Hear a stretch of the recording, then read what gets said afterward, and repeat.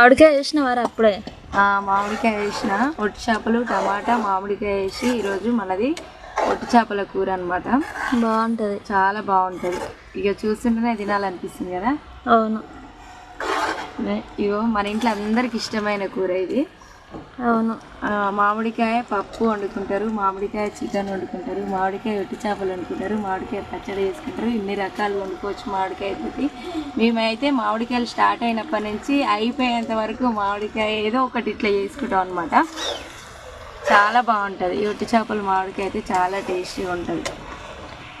ఒట్టి చేపలు టమాటాలు కూడా చాలా పేరేందో తెలుసారా? తెలియదు. ఉష్కదంతులు ఏమో అన్నది అమ్మ, మరి నాకు కూడా కరెక్ట్గా తెలియదు. ఉష్కదంతులు అంటే ఎంతమంది తెలుసు కామెంట్ పెట్టండి. ఒట్టి చేపల కూర ఎంతమందికి ఇష్టం? కొత్తిమీర మరి? కొత్తిమీర ఆల్రెడీ సగం వేసిన, లాస్ట్లో కొంచెం వేస్తుంది అనమాట. చాలా బాగుంటుంది.